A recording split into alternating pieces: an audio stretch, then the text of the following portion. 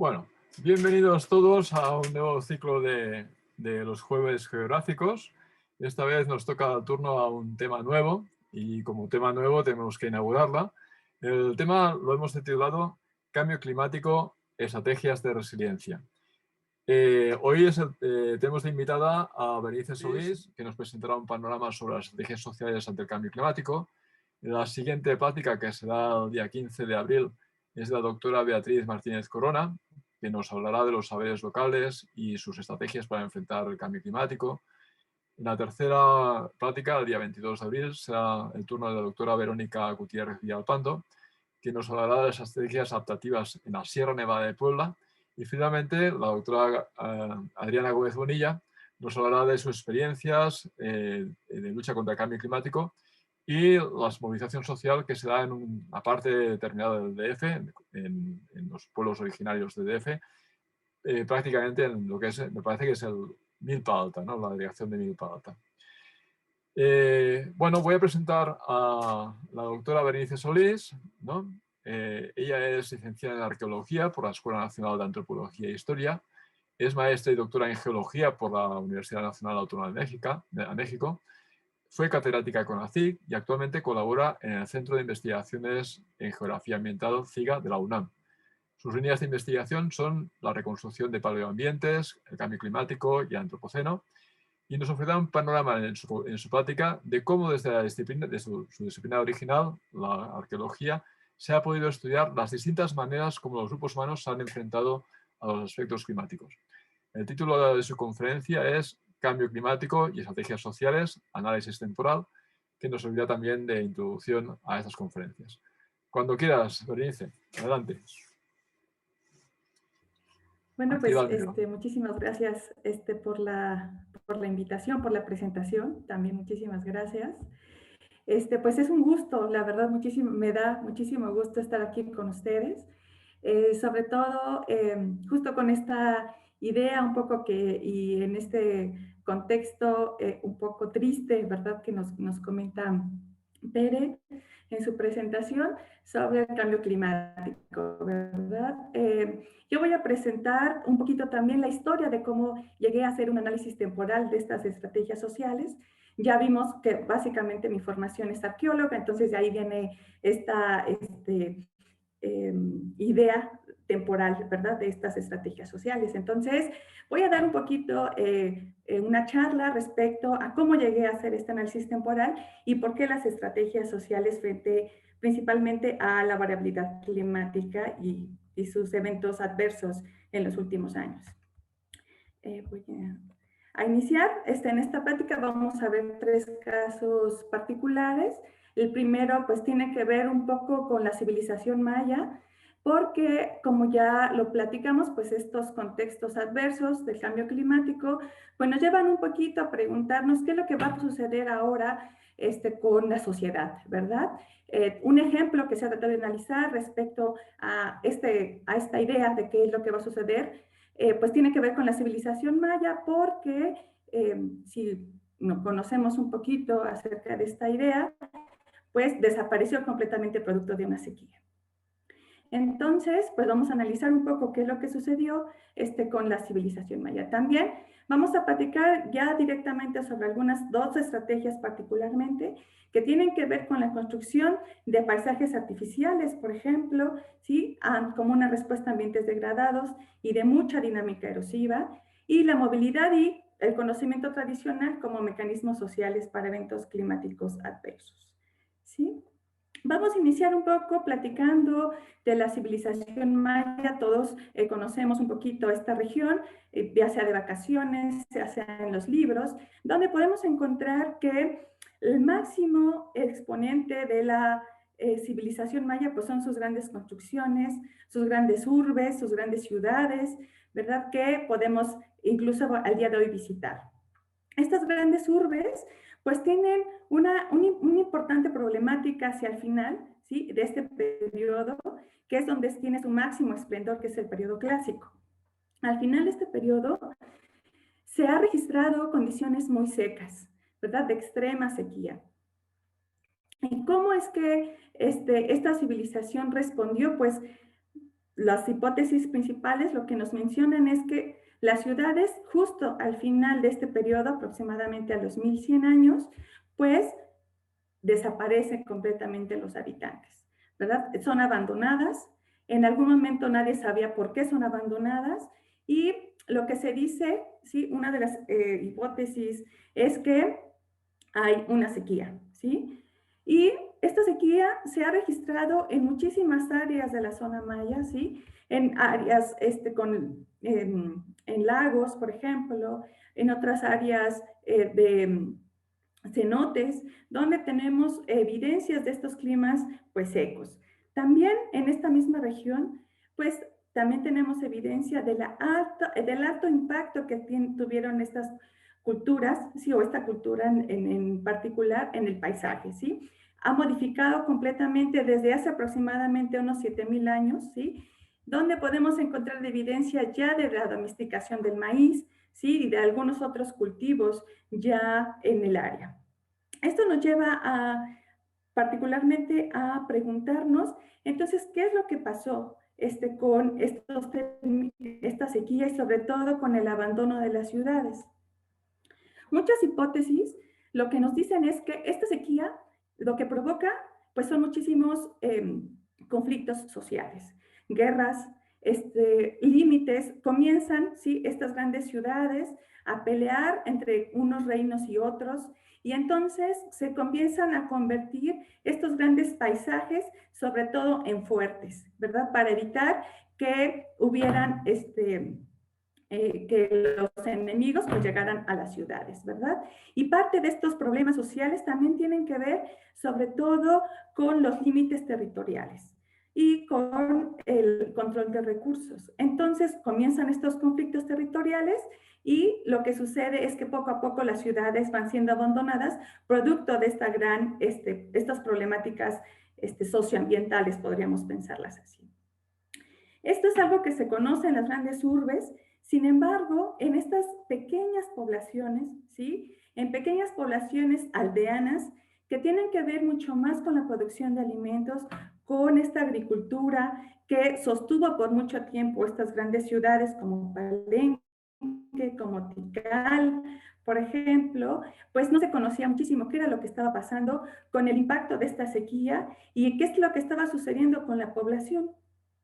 Entonces, como una manera de poder saber y de equilibrar esta información, pues hicimos un estudio particular a lo largo del río Sumacinta, que es este río principal, ¿verdad? Que corre de Chiapas hacia las planicies de Tabasco y donde encontramos muchísimos sitios arqueológicos también. Pero estos sitios arqueológicos pues son sitios de menor tamaño, sí son aldeas, donde son aldeas de agricultores. Entonces, nosotros utilizamos este paisaje, como lo podemos observar, es aquí, este es un pequeño sitio arqueológico, y vean pues la diferencia, ¿verdad?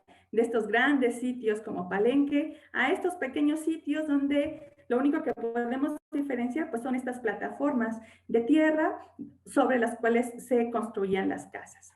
La forma, ¿sí?, de llegar a estas grandes áreas pues es en lancha, donde podemos observar desde la lancha pues los diferentes paredes erosivas del río y donde podemos distinguir fácilmente algunos suelos, sedimentos e incluso este río, producto del efecto erosivo, lo que hace es que rompe casi a la mitad estos sitios arqueológicos, permitiéndonos y facilitándonos el trabajo, ¿verdad? Entonces, esta es la gran diferencia que podemos observar en estas aldeas, ¿verdad? En estos sitios más aldeanos.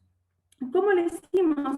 ¿Cómo pudimos saber? Bueno, algo que ya comentaba un poco Pere al principio, bueno, es que el suelo es uno de los principales recursos en el cual nosotros llevamos a cabo nuestras actividades, ¿verdad? Y estas actividades, pues, dejan muchísimas huellas presentes. Si nosotros cultivamos, si nosotros construimos algo, si nosotros abonamos algo, todo queda guardado en el suelo. Pero no solamente quedan las actividades antrópicas, sino también algunos elementos ambientales, ¿sí?, que tienen que ver con su formación, como el clima, los organismos, el material parental, por ejemplo, el material en el cual se forman los suelos, etcétera. Y aquí vamos a tomar en cuenta dos áreas principales del estudio del suelo, ¿sí? Que es la actividad antrópica y el clima, porque es algo que nos interesaba o nos interesa actualmente todavía conocer. Entonces tenemos, ¿sí? Aquí una fotografía de cómo comenzamos a trabajar justo estas paredes del suelo, estas paredes erosivas, ¿sí? Y vemos estas coloraciones más oscuras, pues son los suelos, y divididas sobre todo por estas coloraciones más claras, que son pues los sedimentos del río, a partir del cual pues se forman nuestros suelos, ¿verdad? En climas particulares. Entonces, una vez que nosotros observamos este suelo, no quise detallar mucho acerca de las técnicas, porque pues son un poco aburridas y pues me gusta más la parte más emocionante, que son los resultados, ¿verdad? Como podemos ver, por ejemplo, en este perfilito, ¿sí? En este perfil de suelos, así les llamamos, ¿sí? Donde tenemos suelos y sedimentos, ¿sí? Separados, podemos observar pues varias cosas. La primera, que los sitios arqueológicos que nosotros encontramos en estas planicies, ¿sí? Aldeanas, pues tenemos sitios que se han formado desde hace 3000 años y que han continuado estos sitios hasta la actualidad. Quiere decir que en estas áreas aldeanas, ¿sí? Pues tenemos una larga temporalidad de ocupación y no observamos en ningún momento que haya habido un abandono del lugar, ¿sí? Este es solamente un ejemplo, porque hicimos un estudio mucho más amplio, ¿sí? De al menos unos 5 o 6 sitios arqueológicos. Y también otra cosa muy importante que vemos es que en este periodo clásico, que es donde tenemos registrada esta sequía, ¿se acuerdan más o menos de edad a los entre los 1000 y los 1100 años? ¿Sí? Pues nosotros tenemos un clima húmedo. Nosotros no tenemos registrado un clima seco que haya propiciado una desestabilización social, ¿sí? Que haya resultado en el abandono del lugar.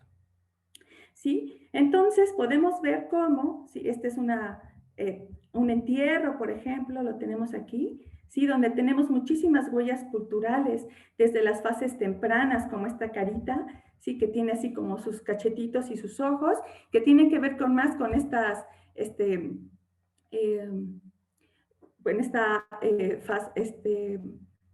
pues sí, como esta relación más con las culturas olmecas, por ejemplo, ¿sí? Entonces, vemos áreas mucho más tempranas, ¿sí? Y sitios arqueológicos mucho más tardíos, o ocupaciones arqueológicas más tardías, pero todo dentro de estas áreas aldeanas. Quiere decir que, al menos en estas regiones, no tenemos un empate, ¿verdad? Un impacto más bien de estas condiciones mucho más secas. Tenemos agricultura, ¿sí? Tenemos aquí unos huellas, ¿sí? De células de maíz, ¿sí? Y algunas otras más de vegetación acuática. Entonces, pues no tenemos este clima completamente seco, lo que significa que estas áreas aldeanas pues no sufren esta sequía, pero sí cambios importantes en nivel, en escala social, ¿verdad? Entonces, algunas reflexiones que nos pueden quedar respecto a este estudio, sí, que por supuesto que es más profundo. Tenemos que, como vemos, pues los cambios ambientales que nosotros podemos observar en el territorio, pues no son uniformes. No van a impactar de la misma manera estos, por ejemplo, eventos de sequía, ¿sí? O eventos mucho más adversos de estos cambios climáticos de forma uniforme. No hay evidencias de que eso suceda, ¿verdad? Y otra cosa es que, pues, la degradación, ¿verdad? La degradación ambiental, pues, no es un fenómeno actual. Es un fenómeno que ha, al menos, permeado desde hace unos 1000 años antes de Cristo hasta la actualidad, donde los sitios arqueológicos que observamos aquí ahora son el lugar donde crece esta vegetación, ¿verdad? Una vegetación mucho más reciente, y donde tiene edad aproximadamente, yo creo que de unos 1000 años, a partir de que se comienza a abandonar este sitio que es Palenque, ¿verdad? Entonces, pues vemos cómo estos cambios, esta antropización del paisaje, esta degradación ambiental, pues tienen que ver mucho más también con esta historia de la antropización del paisaje. Muy bien, ahora vamos a cambiar un poquito, ¿sí?, de este ambiente, mucho más de estos ambientes húmedos, ¿verdad?, tropicales, a estos ambientes mucho más de semidesierto.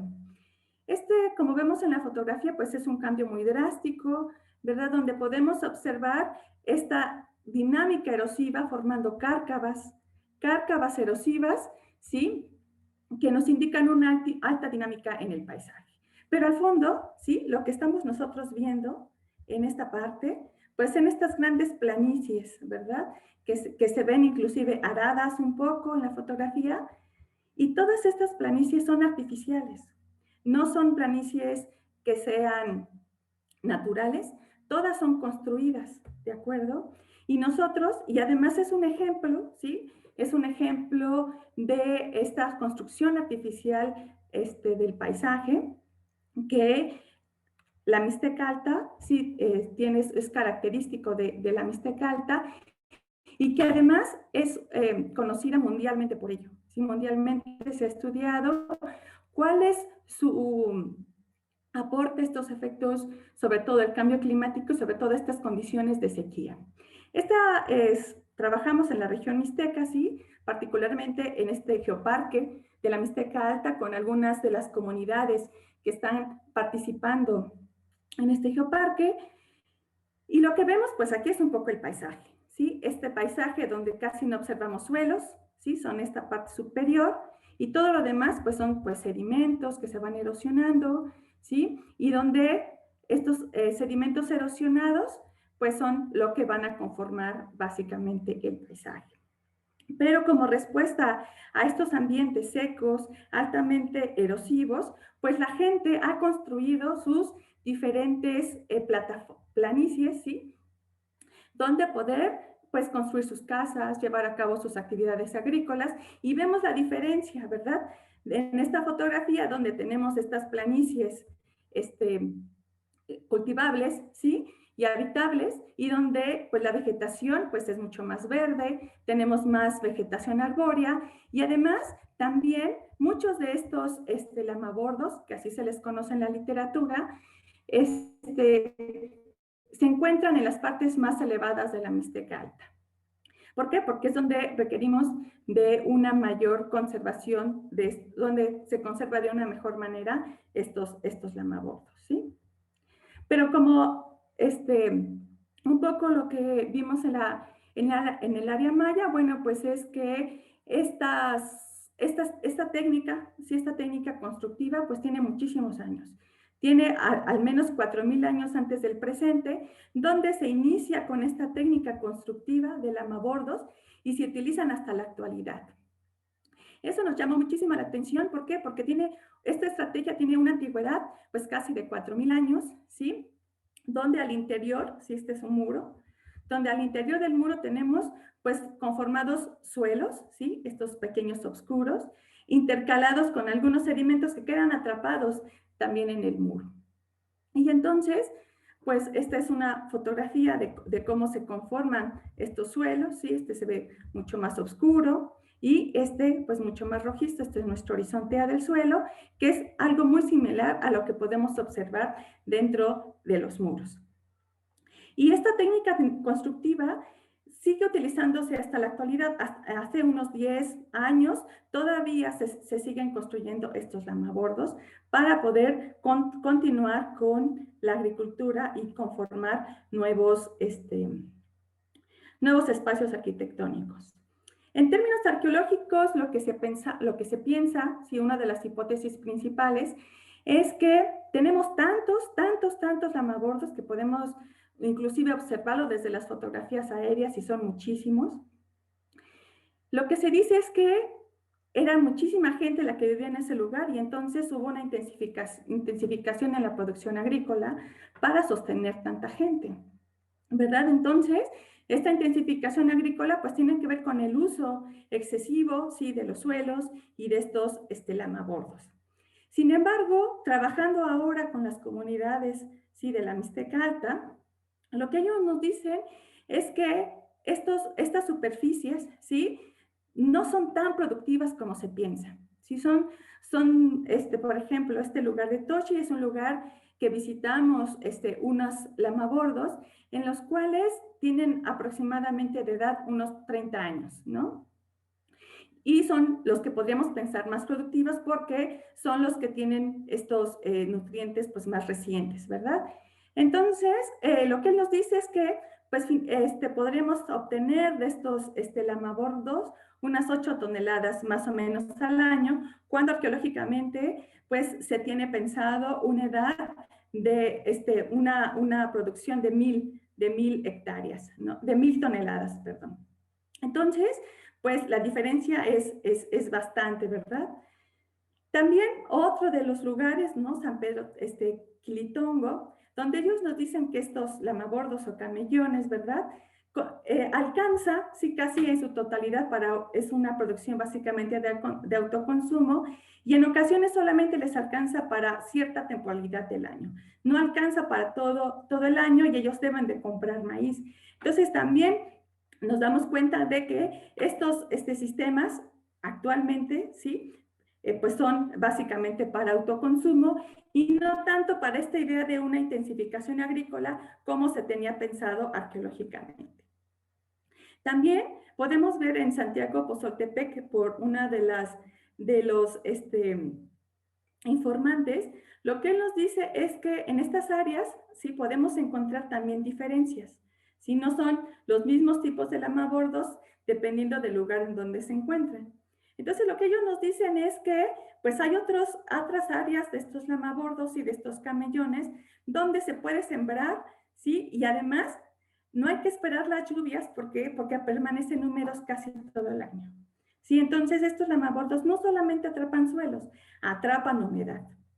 Y eso es algo muy bueno para estas regiones con sequía, que de hecho es uno de estas estrategias para atrapar humedad que más se ha reconocido en estos camellones o lamabordos para poder utilizarse como una estrategia frente a estas sequías cada vez más intensas, ¿verdad? Porque estamos adquiriendo humedad y suelo al mismo tiempo. Y entonces hay arenales, como ellos también así los conocen, que se puede sembrar frijol, maíz, haba, ¿sí? Durante todo el año. Entonces son muy productivos, ¿verdad? Pero no todos son para el mismo fin. Otra de las cosas que tiene esta técnica agrícola, es que actualmente, ¿sí?, se debe de trabajar a través del tequio. ¿Por qué? Porque no entra maquinaria, son espacios muy reducidos, ¿sí? Porque se utilizan los cañones más bien las cárcavas para poder atrapar este suelo. Entonces, pues es difícil tener maquinaria. Los animales, sí, que se utilizaban para el arado han ido desapareciendo por completo. Casi ya nadie utiliza estos animales que se utilizaban hace algunos años, que incluso servían para abonar la tierra, ya no están. Y entonces ahora se continúa con el tequio, ¿verdad? Se va haciendo un calendario, sí, para colaborar en la siembra de las diferentes áreas de estos camellones o lamabordos. Entonces, aún se conservan algunas de estas dinámicas sociales en torno en estas áreas cultivables, ¿sí? Otra de las cosas que nos dimos cuenta, sí, aquí en las fotografías podemos ver la profundidad, ¿verdad?, que pueden tener estos bordos para atrapar, o estos camellones para atrapar suelo, y pueden tener incluso hasta 2 metros de altura, ¿sí?, como lo podemos observar al fondo, donde todo ello está pues completamente formado por suelos y sedimentos de casi 2 metros de altura. Y entonces lo que ellos nos dicen es que, como ya lo habíamos comentado, es que hay ciertas áreas donde no se puede cultivar, ¿verdad? Donde las parcelas no dan, o hay que trabajar muchísimo en ellas para que puedan producir.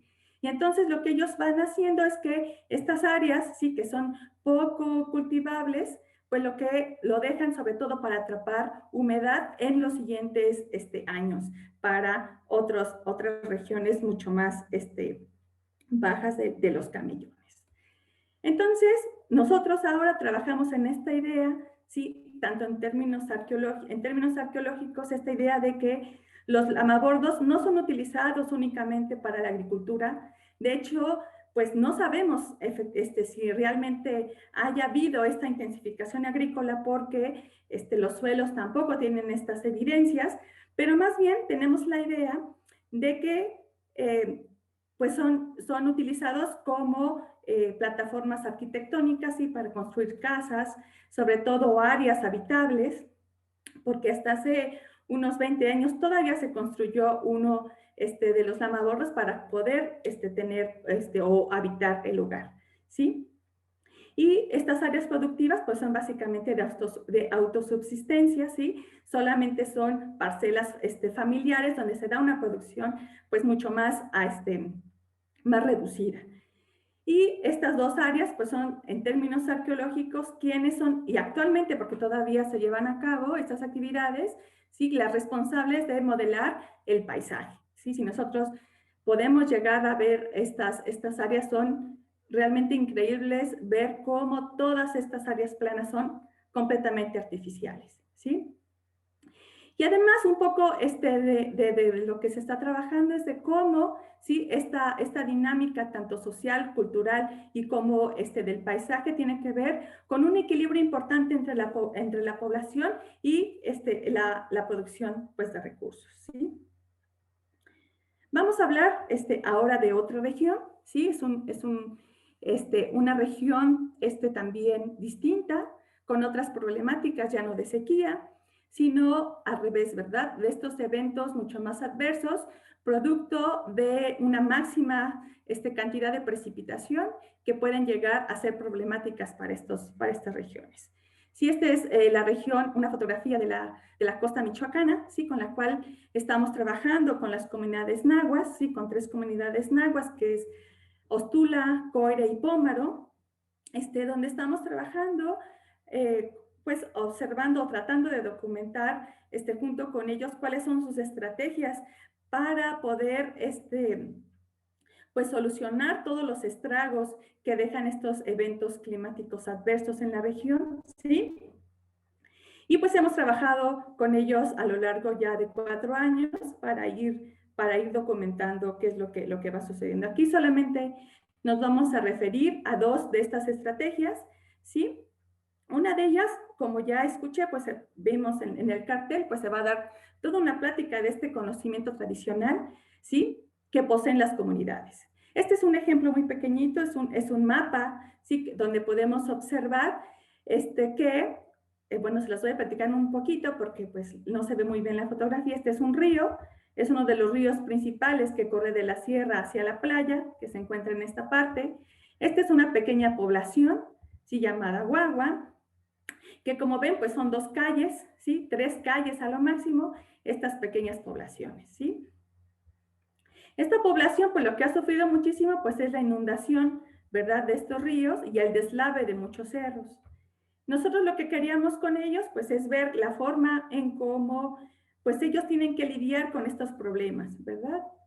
Y entonces, lo que ellos nos hacen es pues un mapa de todas las áreas que ellos ya conocen y ya han marcado y la gente conoce que son áreas pues peligrosas, ¿verdad? De alto riesgo, que tienen que ver, por ejemplo, con estos cerros que fácilmente pueden moverse, estas áreas inundables que están en esta región, pero no solo eso, también las regiones o las áreas dentro de su poblado que pueden ser seguras como esta, ¿sí? Estas áreas seguras donde ellos han establecido diferentes campamentos para poder refugiarse de estos problemas que regularmente ellos tienen que enfrentar de forma anual. Entonces, esto, pues por supuesto que nos lleva a pensar de cómo la gente, sí, las comunidades, pues tienen un conocimiento muy importante del medio, ¿sí? De su paisaje, de lo que va sucediendo y de estos cambios incluso anuales. Y algo que nos llamó muchísimo la atención, sí, que es algo que les quiero presentar, es esta estrategia que ellos también han manifestado a lo largo de lo que hemos trabajado juntos, de la movilidad, ¿sí? Es algo que es muy interesante porque lo que ellos mencionan es que existe esta apertura de poderse mover de la sierra a la costa, ¿sí? Tienen familia tanto en la costa como en la sierra, pues sí, estos parentescos que existen al interior de las comunidades. Y es algo muy interesante que si algo sucede, se llegan a inundar, como lo dice un poco pequeño, pues sí, permíteme, es que no alcanzo a ver, así. Este pequeño, sobre todo, fragmento de una entrevista, donde nos dicen que cuando las personas sí que regularmente viven en una zona de riesgo, lo que ellos hacen es desocupan sus casas en temporadas de lluvia y se van con sus familiares que viven en la sierra, ¿sí? Y cuando el río ya baja y estas temporadas de lluvia son menores, regresan a sus casas, ¿sí? Y lo que ellos dicen es que ellos ya saben a partir de en qué momento el río, ¿sí?, va a desbordarse, y cuando eso sucede, ¿sí?, que dicen ya muchos años que no pasa, van comenzando ellos a poder monitorear qué es lo que va sucediendo con el río para saber si ya se tienen que movilizar o no,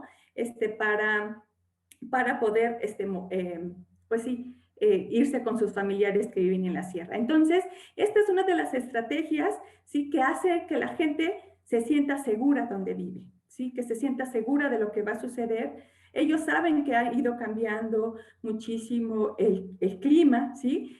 Las temporadas de lluvia son más intensas, los vientos son más fuertes, ¿sí? Pueden llegar incluso a la sierra estos vientos y poder derribar sus cultivos. Entonces, lo que se ha hecho, pues, es que esta parte de movilidad se ha intensificado mucho más dentro de las comunidades, ¿no? Y lo interesante también es que esta movilidad del territorio tiene que ver muchísimo también con la arqueología, ¿verdad? Como ya regresamos al tema de la arqueología, ¿sí? Donde vemos estos sitios arqueológicos en puntitos azules, donde tenemos una mayor diversificación, ¿sí?, de ambientes de estos sitios arqueológicos que van desde la costa hacia la sierra. Antes ocupaban valles y después ocupan ya la sierra. Y sobre estos sitios, donde ya son más recientes, ya casi al final, casi al contacto con los españoles, pues también se asientan estos poblados nuevos de los españoles. Y entonces, lo que nos dice es que esta movilidad, sí, de hecho, también parte de estos documentos históricos, lo que mencionan es que siempre, ¿sí?, estos indios, como se les dice en las fuentes, es que existe esta amplia movilidad entre la costa y la sierra.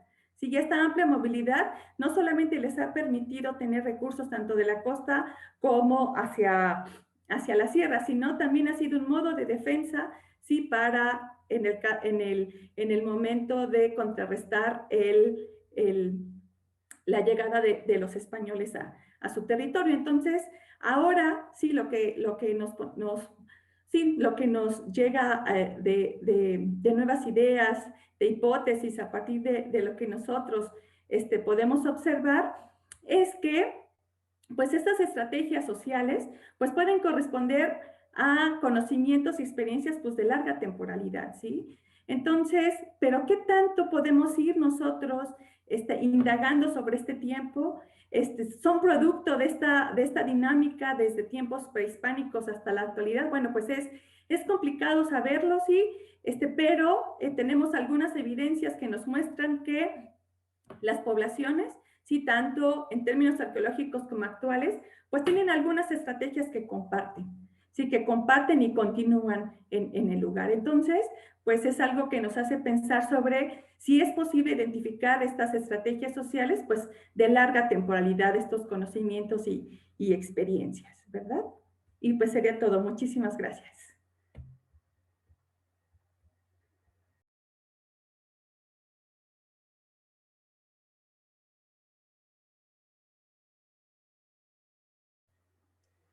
Muchas gracias, Berenice, por la plática. Ha sido súper interesante. Creo que da lugar a bastantes preguntas y más dudas, ¿no?, sobre de qué manera hemos utilizado el medio a lo largo de la historia y de qué manera cada cultura ha tenido sus más y sus menos en relación a los recursos existentes y la posibilidad de seguir adelante, ¿no? Yo, a los que estén aquí en el Zoom, si quieren hacer alguna pregunta, la pueden mandar por el chat, o a los que están conectados a Facebook, si quieren también dejar sus preguntas en el chat, pues trataremos de lidiar con las dos fuentes de preguntas, ¿no? Yo quería hacerte una pregunta que tiene que ver un poco con lo histórico, pero también con lo actual.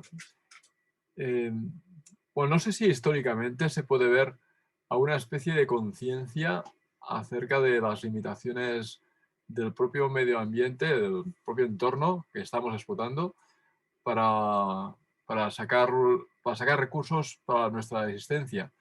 Pero tampoco sé si esa conciencia pasada se puede ver actualmente. Actualmente también son conscientes de que las cosas no van bien o que las cosas están cambiando. ¿Qué opinas al respecto? Sí, pues las personas, sí, las comunidades actualmente son conscientes de que las cosas van cambiando.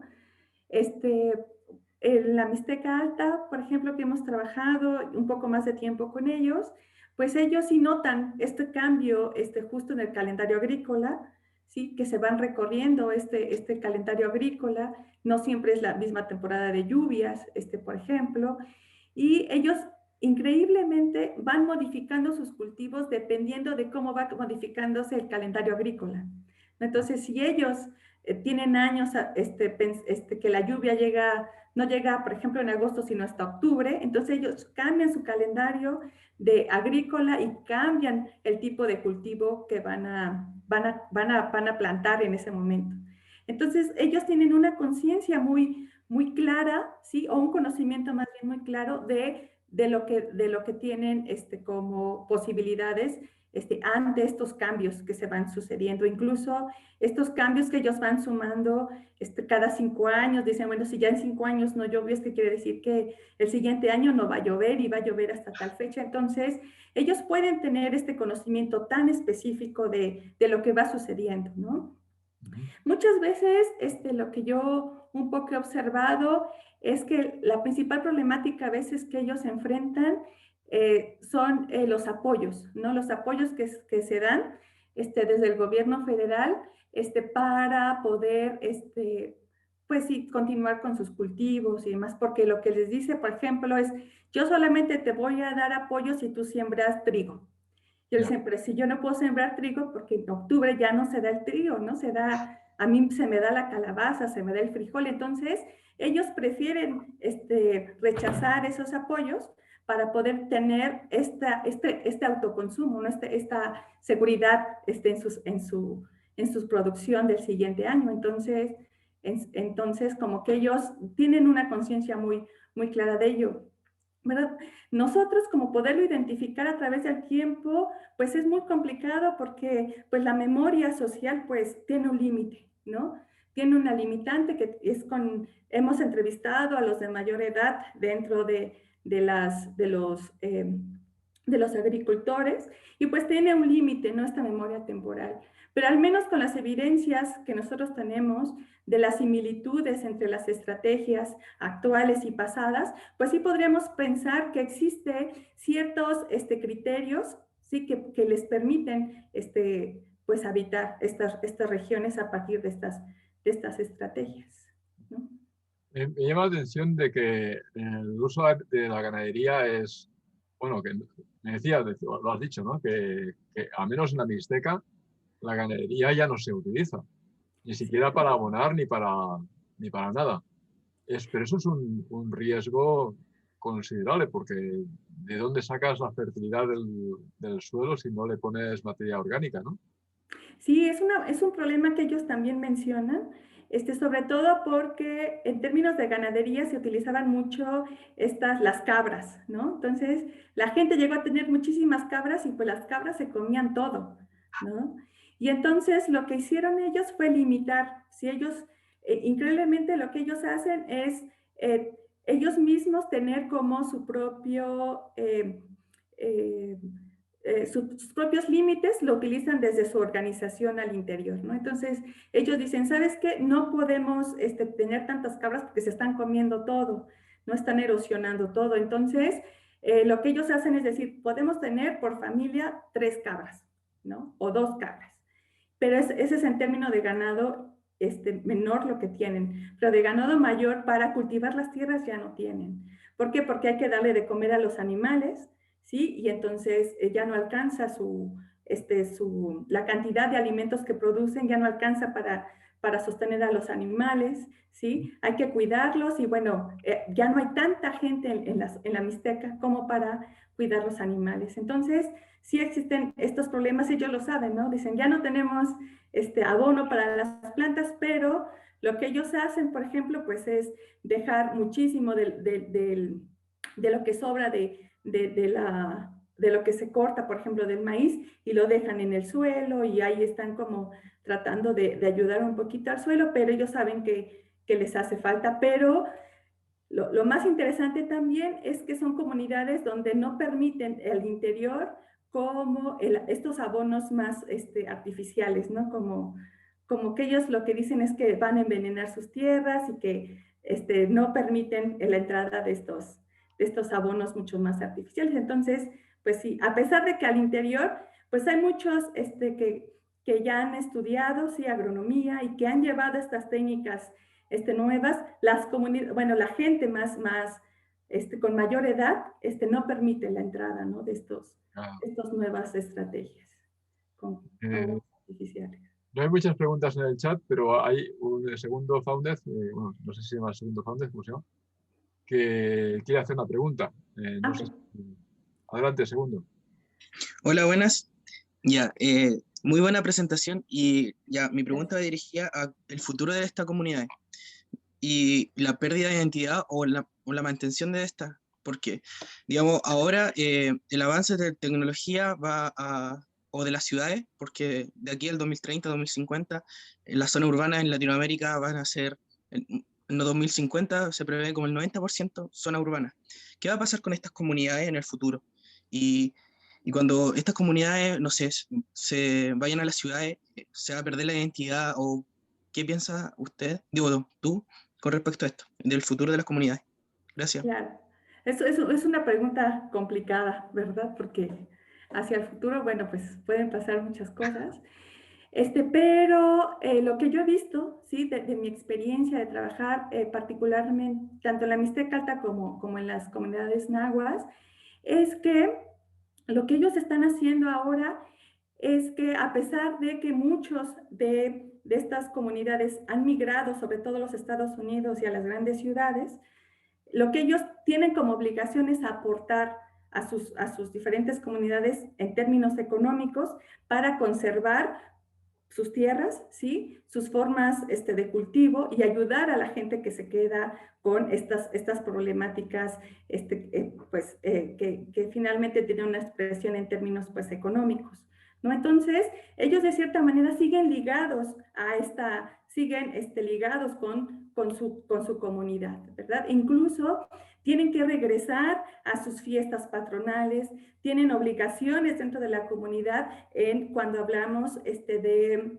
pues sí, de esta organización más al interior que tiene que ver con estas fiestas religiosas, que tienen que ver con los compadrazgos, ¿verdad? Y entonces ellos siguen ligados al interior de la comunidad y tienen obligaciones también al interior, si tienen que trabajar de forma comunitaria las tierras, ellos tal vez no puedan estar presencialmente, pero pagan por ese servicio, ¿no? Entonces, tienen obligaciones todavía al interior e incluso en donde ellos se encuentran, como muchos se conoce esta parte de la Mixteca, han reproducido, incluso en Estados Unidos, en otras partes donde también encontramos mixtecos. Por ejemplo, un ejemplo muy interesante es en Tijuana, ¿no? Donde también hay muchas de estas comunidades mixtecas, han reproducido incluso la forma de construcción, ¿sí? Han llevado a cabo estas superficies mucho más artificiales, ¿sí? No han sido con rocas, pero sí con llantas, ¿no? Entonces, podemos ver estas superficies reconstruidas. Entonces, ellos han reproducido sus mismas tradiciones en otro lugar, pues para sentirse pues mucho más ligados a sus comunidades, ¿no? Entonces pienso que difícilmente podríamos pensar que van a llegar a perder esta identidad, porque ellos han buscado los mecanismos siempre para sentirse con ese arraigo en sus lugares, ¿no? Incluso lo reproducen. Entonces, como que pienso que no, para mí no podríamos llegar a pensar que se pierda la identidad, ¿no? Adriana, cuando quieras. Bueno, muchas gracias, Bere, muy interesante. Realmente nos abres como muchas preguntas y también muchas reflexiones. Voy a tratar así como de ser muy concreta, porque me gustó mucho y supongo que de aquí continuará el diálogo, tanto supongo con Pere, porque lo veo muy motivado, con algunos estudiantes que también están como muy ahorita mandando sus preguntas.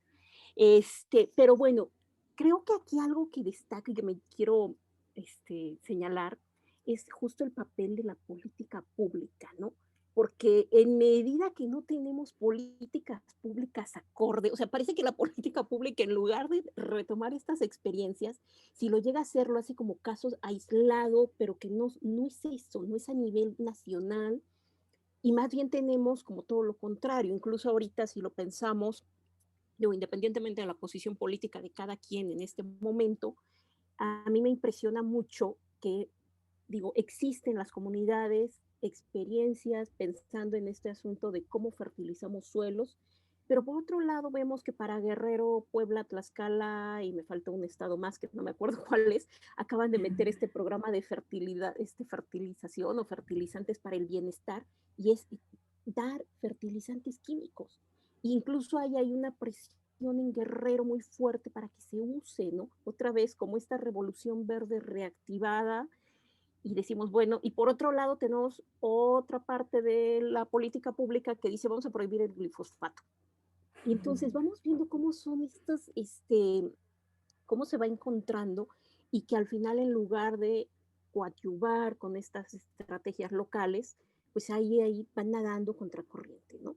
Y pienso ahorita un poco en algo que he analizado en esto de los proyectos autónomos, tanto en Oaxaca como en Chiapas, incluso algunos que están como queriendo arrancar en la Ciudad de México, en la zona rural, cómo tratan justamente uno de los argumentos para decir no queremos esta política pública porque justamente no es acorde con lo que somos, lo que queremos.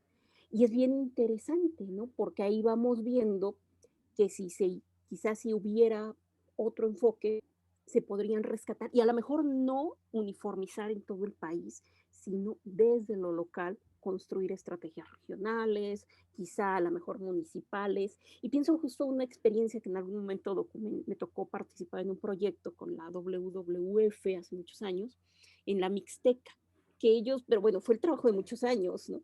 Que sacar justo las cabras y meter borregos. Entonces fue muy interesante porque justamente, bueno, los borregos, porque incluso decían, bueno, las cabras fracturan el suelo y las vacas lo compactan, entonces, bueno, no es idóneo. Vámonos más por borregos, igual como dices, cierto número, no podemos tener cientos de borregos, y funcionó muy bien. Claro, también estas organizaciones, también depende mucho de quién esté, porque vino un cambio, se fueron los que tenían más estas estrategias y esta idea de desarrollo desde lo local, y se acabó el proyecto. No sé ahorita en qué esté, pero justamente también vamos viendo cómo localmente sí puede haber estrategias, que algunas están dando resultados. Y bueno, justamente aquí otra cosa, esto me gustó mucho, esto que hablas de la movilidad, o sea, cómo es una estrategia, pero que también de repente a lo largo de la política, bueno, de los años, la política pública también trata de restringirla, ¿no? Con esto de quiero a todo mundo asentado y nadie se me puede estar moviendo, incluso pensando cómo fueron las dotaciones ejidales, en muchos casos eran restringidas justamente con esta idea de que la gente no se moviera, porque pienso, si tienes más superficie, pues puedes hacer rotación de cultivos, puedes tener áreas de descanso, incluso te puedes mover. Y esto me tocó verlo un poco en la Lacandona, ¿no? Ejidos muy grandes que yo decía, pero ¿para qué? Y decían, bueno, es que si en algún momento nos tenemos que ir, vamos a ir a la montaña. Entonces ahorita, estoy entendiendo esto y me parece, bueno, pero era un asunto casual, no era que hubiera estado planeado, nada. Y también vemos cómo aquí el papel de los avecindados, que también es complejo, ¿no? Porque, bueno, hay una búsqueda de vivienda, una búsqueda de tierra, y lo pienso un poco, que me lo comentaba ayer un alumno que está analizando un asunto en Iztapalapa, pero también yo lo he visto mucho en Milpalta y en Tlalpan, muchos de los asentamientos irregulares resulta que fueron autorizados por algún político en turno a cambio de que se convirtieran en votos o en base social, ¿no? Entonces decimos, bueno, o sea, tenemos este entramado donde los intereses políticos son muy fuertes y que a lo mejor, claro, cuando yo veo en Milpalta, ¿quiénes son los que son más afectados por fenómenos naturales extremos? Justo los avecindados que están en laderas, los que no conocen este territorio y que, bueno, digamos, confiaron en quien les dijo, bueno, ve, instálate, yo te regularizo ahí el predio. Y entonces viene la lluvia, incluso en Milpalta hay muchos vientos muy fuertes, y les va terrible. Entonces, decimos, bueno, o sea, aquí este papel de la política pública, que a veces es omisa, o aunque a veces hace cosas que en lugar de ayudar, no están contribuyendo. Que bueno, esto es, digamos, entre comillas, esperanzador, porque algo que nos habla es que sí tenemos posibilidades ante este cambio climático. Y claro, a lo mejor no es fácil porque vamos nadando contracorriente con muchos intereses, pero vamos, o sea, sí hay posibilidades, técnicamente se podría, y bueno, justamente ya yo les platicaré en su momento cómo desde la movilización social se está buscando, ¿no? Que se haga algo desde ahí. Pero me gustó mucho y pues muchas gracias por compartirnos tu experiencia, tu trabajo. Pues esperemos que no sea ni la primera ni la última vez, ¿no? Que otras veces nos acompañes. Gracias. Pues un poquito, justo hablando de estas políticas públicas, analizamos el caso particularmente de la costa de Michoacán, porque lo que nosotros observamos es que en la costa de Michoacán con las comunidades nahuas, lo que hacen las políticas públicas es como erosionar estas estrategias, como lo que va sucediendo un poquito es que, como se sabe, estas comunidades pues son como con mucha resistencia, ¿verdad? Están completamente en contra de lo que va sucediendo en términos de las propuestas federales. Y lo que va sucediendo es que lo que yo sí creo es que las políticas públicas necesitan como enfocarse justo en saber qué es lo que necesita en realidad la comunidad y no verlas como algo universal, como regularmente se dice. Y algo que disgusta mucho a las comunidades indígenas en este particular es esta operación tan vertical de lo que va sucediendo. O sea, yo llego y te voy a decir qué es lo que tienes que hacer, cómo vas a tener que hacerlo, a dónde te vas a tener que ir. Y por supuesto que hay una resistencia muy importante, ¿no? Entonces, existe esta parte donde ya se resiste simplemente por decir, viene de la política federal, algo quieren, yo no lo voy a hacer, y entonces empieza esta lucha más bien con las propuestas, ¿no?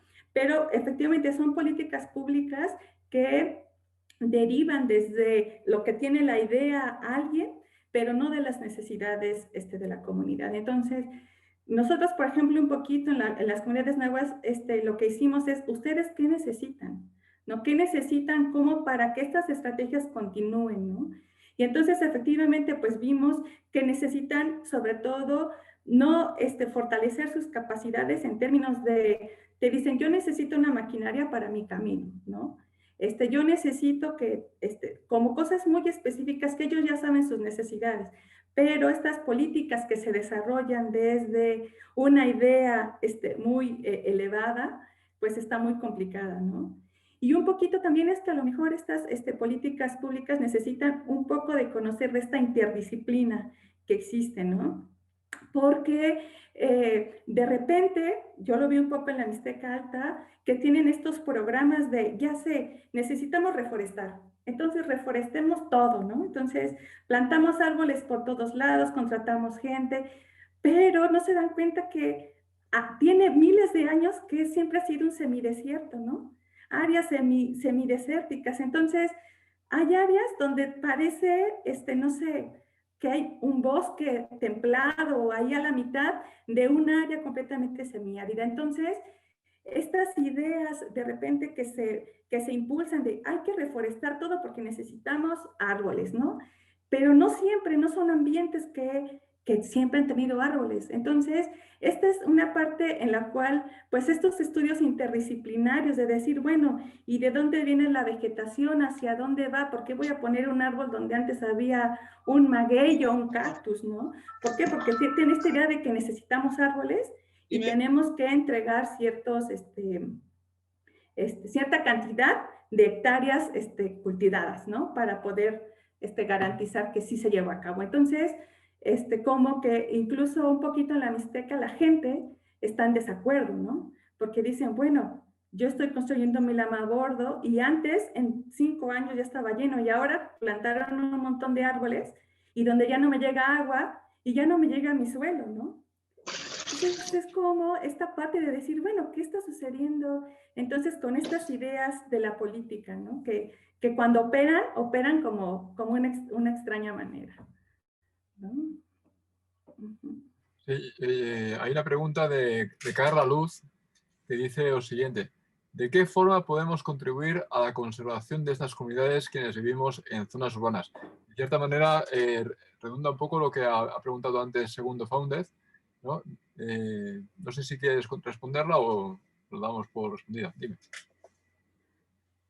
Sí, bueno, de la forma sí, en que podemos ir contribuyendo es que, y una de las propuestas que se tiene, pues es a través de este geoparque, sí, de integrar un poco a las comunidades en estos recorridos para que ellos puedan pues dar a conocer esta importancia de sus estrategias, ¿no?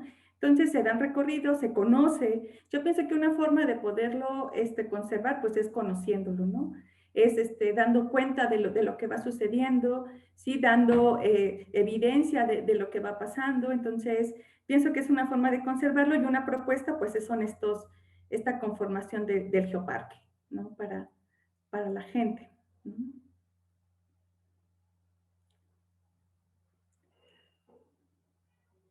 Segundo, ¿querías decir alguna cosa, me parece? No. Sí, sí, en verdad sí. Mira, yo te hablo de Chile y me pasa como, tengo mucha curiosidad con respecto a las comunidades donde tú vives, porque aquí estas comunidades están cubiertas de desigualdades, y principalmente con respecto al agua y distintas cosas, como económica igual. ¿Cómo se aborda ya el nivel de desigualdad? ¿Cómo atacan ese mal que a muchas de esas comunidades rurales afecta? Porque no es la misma... me está llamando, lo siento. Pero eso, solo esa es mi pregunta. ¿Cómo es vista la desigualdad allá y cómo se trabaja en tu país? No, bueno, es que, pues sí, la desigualdad, pues es todo un tema, ¿verdad? Toda una especialidad, porque sabemos que, pues tienen muchísimas, son comunidades, marginadas, ¿sí? Altamente vulnerables, olvidadas, por el gobierno federal, olvidadas, muchas veces, de hecho, un poco en la costa de Michoacán, están ellos completamente aislados y no estoy hablando de un aislamiento geográfico, sino social y político, ¿no? Donde esta idea incluso del narcotráfico evita a sobremanera poder llegar a las comunidades, ¿no? Entonces viven aislados, completamente, altamente vulnerables. Lamentablemente, pues sí, hay quienes han estudiado ya muy detalladamente estas problemáticas de desigualdad, sobre todo en estas comunidades más antiguas, comunidades indígenas, ¿sí? Pero nosotros sí las observamos, pero nosotros estábamos más enfocados en reconocer las estrategias, ¿sí? Pero no olvidamos esta parte de cómo ellos están afectados, ¿verdad? Y además limitados muchas de estas estrategias por estos problemas de desigualdad y alta vulnerabilidad social, económica, cultural, ¿no? Pero no lo hemos estudiado a profundidad.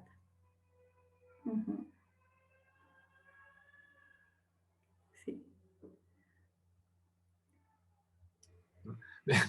De Paola Alejandra Riascos en el chat te pregunta: saludos desde Colombia, agradezco la presentación de la doctora Berenice.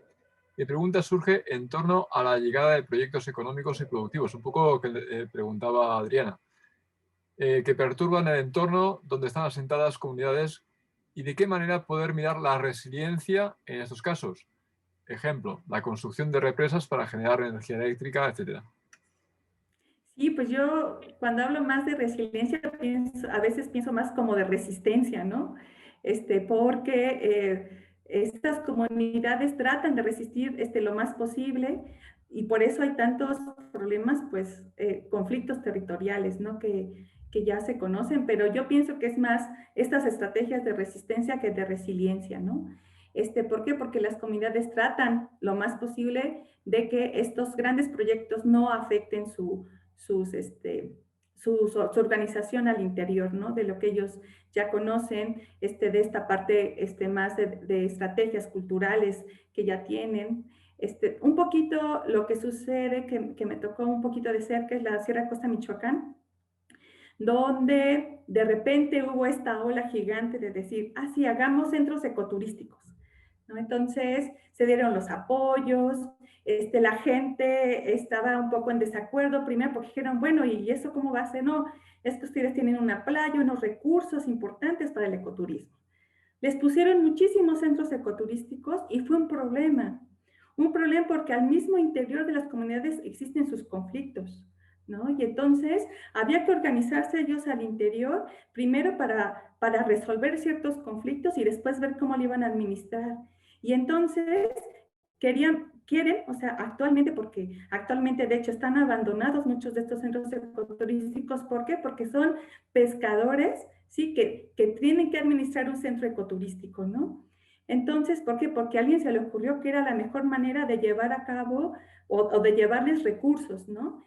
Y entonces lo que sucedió es que muchos de ellos entraron muchísimos en conflictos, son centros que regularmente no tienen esta función que se presentaba y trajo consigo pues mayores problemáticas que beneficios, ¿no? ¿Por qué? Porque es un poquito lo que dice Adriana, cuando se va la persona, quien está a cargo de estos grandes proyectos, se olvida todo, ¿no? Que es uno de los principales problemas de la política, ¿no? Pública, donde se cambia de administración y se pretende empezar de cero todo y dejar diferencia y huella importante, ¿no? Entonces, pues realmente estas políticas públicas, en términos de ideas de desarrollo, pues más bien no ayudan en nada a estas estrategias de resiliencia, ¿no? Sino más bien, pues las minan, ¿no? Las van erosionando. Quería hacer una pregunta de carácter un poco abandonando la política pública. Es que yo con las políticas públicas me pongo muy nervioso porque yo estoy en completo desacuerdo con lo que se está haciendo desde el gobierno federal y desde los gobiernos estatales, desde luego, en relación con la lucha contra el cambio climático. O sea, no se está haciendo nada serio. Bueno, a menos lo que yo conozco, claro. Yo quería irme al pasado. Y una pregunta, en relación con el mundo maya, que siempre me ha llamado mucha atención. ¿Sabes si se han hecho estudios palinológicos que permitan entender la cantidad de productividad agrícola que había en los momentos más duros de la zona maya, cuando prácticamente se da por desaparecida la civilización maya, ¿no? ¿Se han hecho estudios que tengan que ver con ese periodo? Sí hay estudios que se han hecho, sobre todo al final, de sobre todo cuántos suelos erosionó, y de ahí, qué tipo de vegetación estaba presente, por ejemplo. Sí hay como estudios que modelan, sobre todo esta parte, ¿no? Lo que se conoce, sí, algo que se conoce es que cuando colapsan estas grandes ciudades, sucede mucho porque estas planicies de estas pequeñas aldeas, ¿sí? Comienzan a tener conflictos, ¿sí? Con estas grandes urbes, porque pues requieren de cada vez mayor cantidad de recursos, ¿no?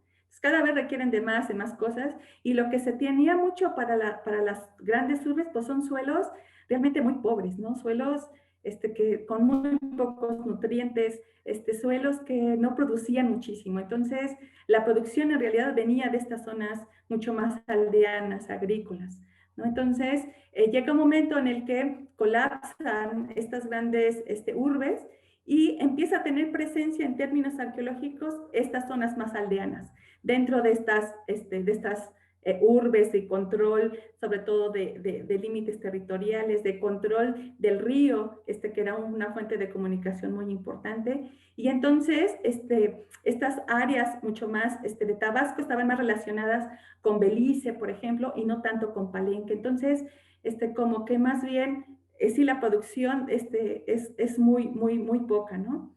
Entonces, lo que va sucediendo es que también es una producción muy poca porque los suelos básicamente en las zonas de la península pues son muy pobres, ¿no? Son suelos muy delgados, con pocos nutrientes. Entonces, cuando llega la sequía, por supuesto que estas zonas pues les pega muchísimo porque no hay ni agua superficial, ¿no? Entonces, necesitan como estas áreas mucho más ricas, ¿no? En suelos, en producción, que son estas áreas más aldeanas, ¿no? Esto que dices da mucho miedo porque esto está sucediendo ahora no con las ciudades mayas, sino con una gran ciudad de México, ¿no? A ver si tenemos que irnos ahora Exacto.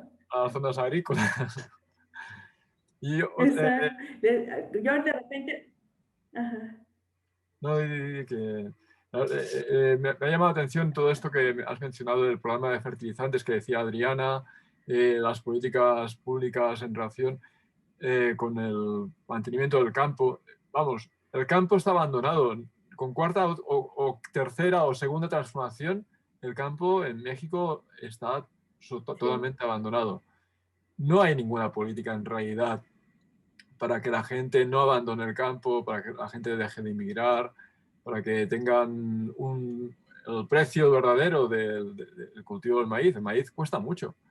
Ya no se cultiva en muchas zonas de Morelos porque les cuesta más cultivarlo que traerlo de Sinaloa. Entonces, la pérdida en todos los sentidos es brutal. Y esto a mí me preocupa. A mí la degradación del campo, no solamente mexicano, sino el campo español, es penosa porque son zonas relativamente ricas agrícolamente que han vivido muy, muy bien acordes con la ganadería, han sabido meter la transhumancia, han sabido fertilizar los campos adecuadamente, pero a la falta de apoyos al campo nos lleva a un panorama no es muy agradable. No creo que sea muy agradable, ¿no? Entonces, Sí, no. Triste. el panorama que explicas, la verdad es que es un poco deprimente. Digo, ¿no? Sí. Sí. Sí, la verdad que sí, porque finalmente los apoyos que ahora se presentan, tú vas, no sé, por ejemplo, con los agricultores de la Mixteca Alta y te dicen, no, es que yo por, no sé, 500 pesos que me van a dar, no voy a bajar desde donde yo vivo porque no hay transporte, tengo que pagar gasolina, para que me puedan dar un apoyo, ¿no? Entonces, y los apoyos condicionados a qué tipo de cultivo, y nuevamente estos apoyos a los grandes productores, ¿no? A los grandes, pues sí, podríamos pensarlo terratenientes, ¿no? Donde tienen muchísimas hectáreas. Entonces, a estos pequeños agricultores que llegan a tener, no sé, 6, 7, 10 hectáreas, 20, pues no hay apoyos, realmente no existen, ¿no? Tienen que ser como grandes terratenientes, ¿sí? Como para que se les den y lleguen estos apoyos. Entonces, sí, la verdad es que es un panorama muy triste del campo mexicano. Y otra cosa que te quería comentar en relación con la movilidad que también ha subrayado Adriana. Imagino que esto tiene que ver con la dominación española, porque en algún momento, ya sea por la desaparición de población en las zonas productivas y tal, y la necesidad de reducirlos en pequeños poblados, llevó a que, bueno, la Iglesia no debía considerar que fuera importante la movilidad. Sin embargo, el poder vivir de diferentes ecosistemas, ¿no? Diferentes zonas ecosistémicas, permitía la supervivencia de grupos desde tiempos históricos. En cambio, su asentamiento debió llevar también al agotamiento de los recursos, ¿no? Es una hipótesis que planteo. Sí, pues fíjate que un poco la dinámica en la Sierra Costa de Michoacán, cuando vimos esta parte de la movilidad, es que desde mucho antes comienza esta disminución de la población.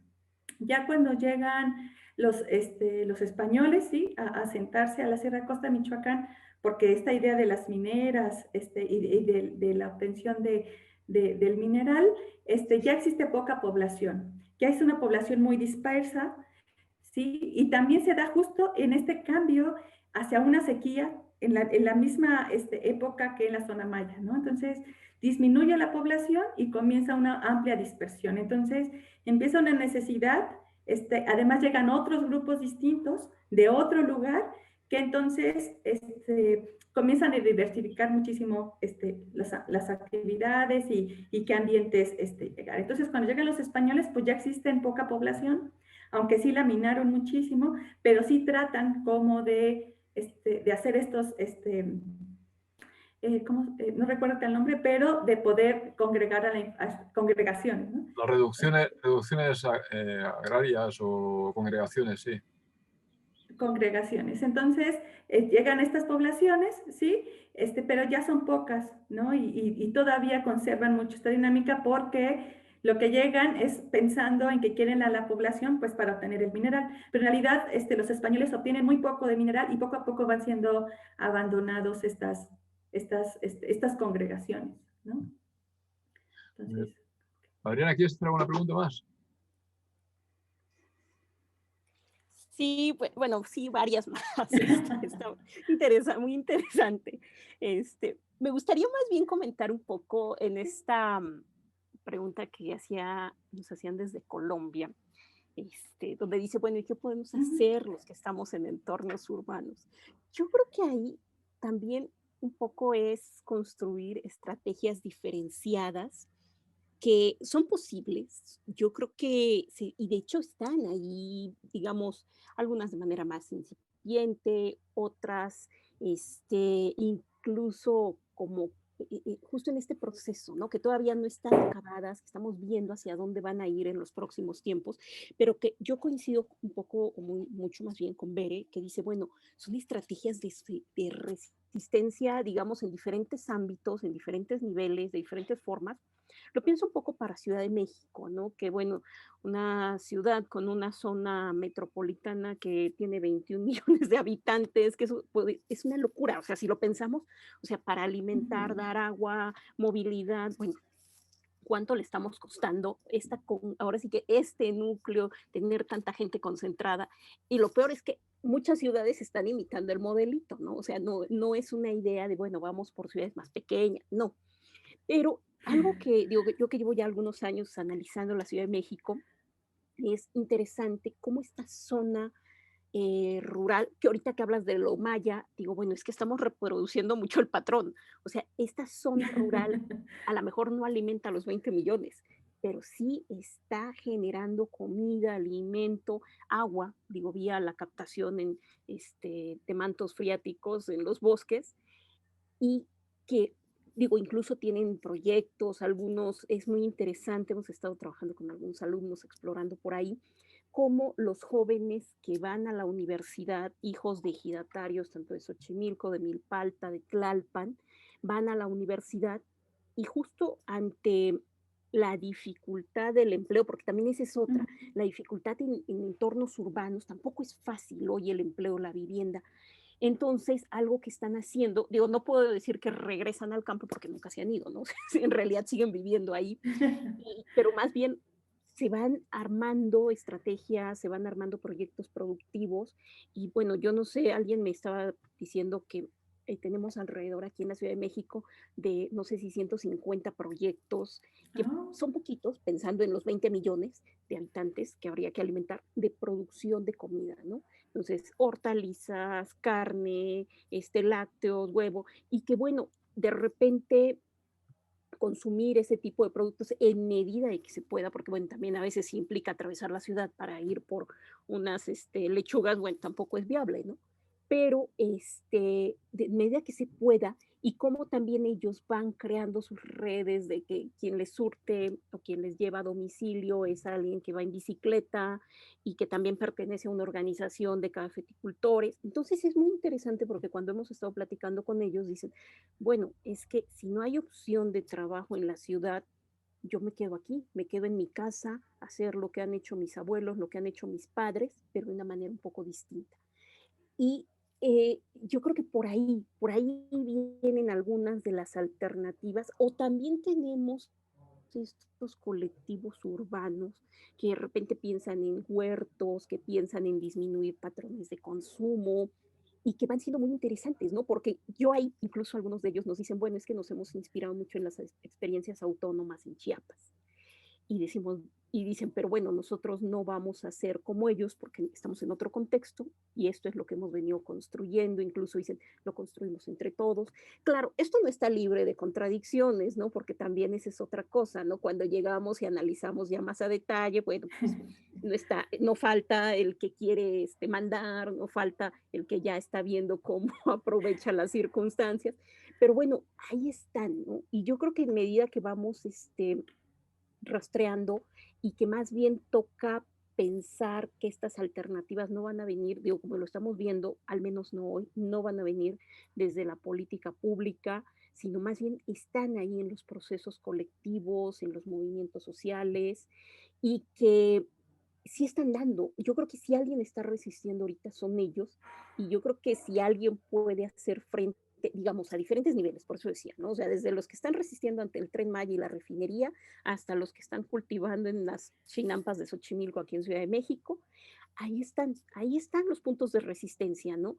Que son a diferentes niveles y que seguramente en medida que vamos viendo esas experiencias, porque también yo siempre les digo a mis alumnos, bueno, tampoco se trata de decir ya de aquí, pues ya todo el mundo a suicidarse porque ya no hay nada que hacer.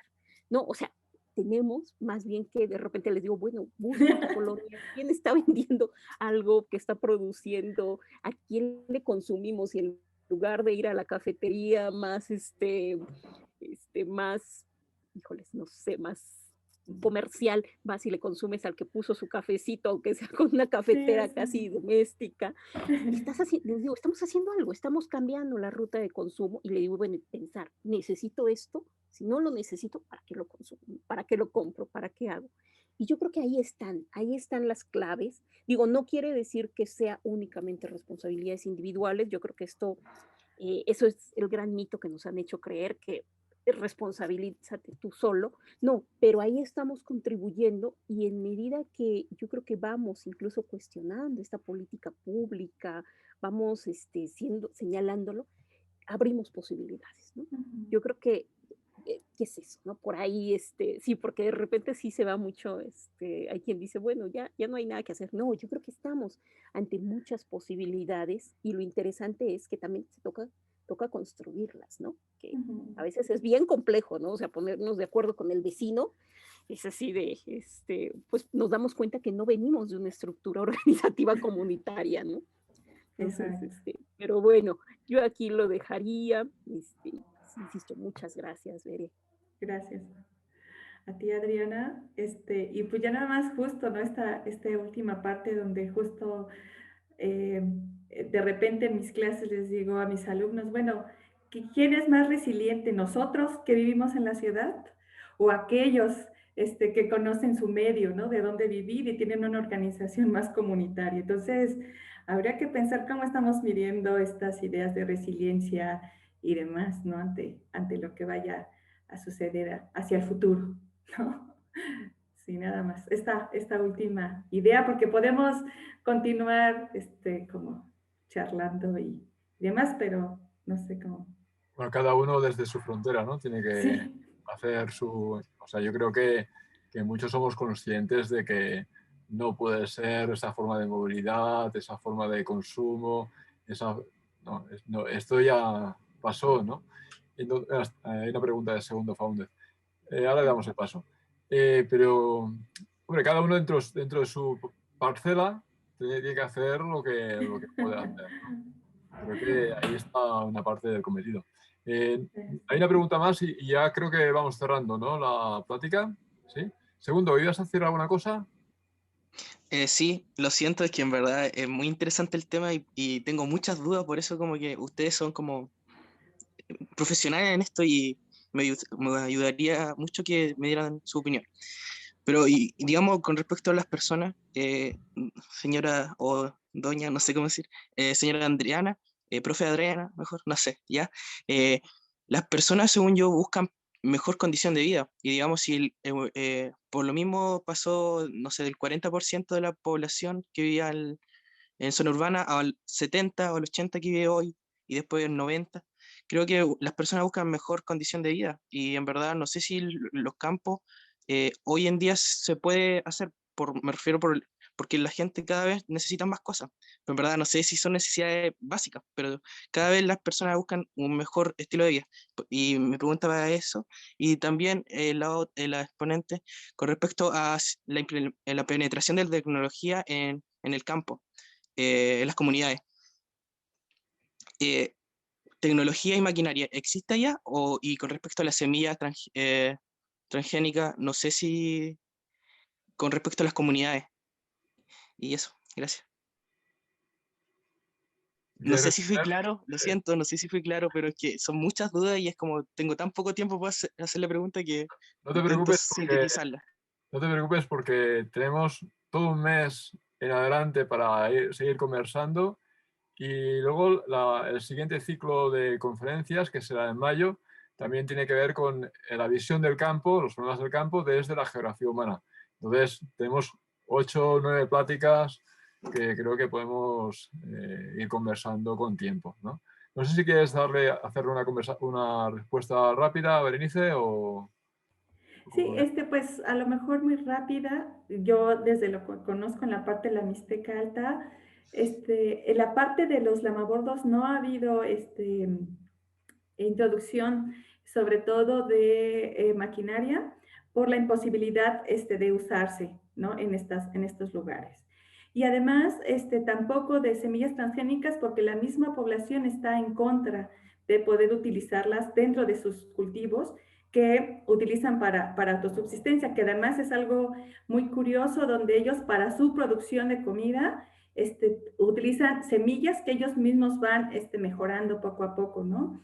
Pero si se trata de vender el maíz, pues sí, entonces utilizan otro tipo de semilla. Entonces, ellos también son muy claros en qué tipo de cosas van a ellos a comerciar hacia afuera, ¿no?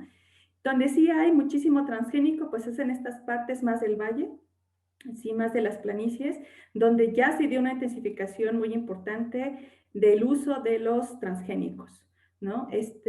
Ya están presentes ahí, de hecho lo que se come en las tortillerías de la Mixteca, pues es este maíz, ¿no? Este maíz transgénico. Entonces, pues ya está ahí, está presente. También se utiliza muchísima maquinaria, ¿no? En estas regiones, y de hecho lo que hicieron los últimos años fue desaparecer muchos de los lamabordos para con maquinaria formar planicies, pero ya agrandando más bien el valle, ¿no? Para poder meter maquinaria y maíz transgénico. Entonces, pues sí, ya está presente en algunas regiones, pero otras pues todavía conservan mucho esta parte mucho más tradicional, ¿no? Muy bien, pues muchas gracias, Berenice, por la plática, por las respuestas. Adriana también, por supuesto. La semana que viene, ya os aviso, tenemos la plática de la doctora Beatriz Martínez Corona y el título de su conferencia será Cambio climático y estrategias adaptativas desde los saberes locales. Creo que es un buen embonamiento con lo que nos ha explicado hoy la doctora Solís. Y nada, les esperamos el próximo día, próximo jueves a la 1:30. Ya saben que en los jueves geográficos no para y ojalá que... Hoy ha habido un pequeño error en el cartel, por eso creo que ha habido menos presencia de personas, pero bueno, trataremos de ir solventando estos pequeños errores. Muchas gracias.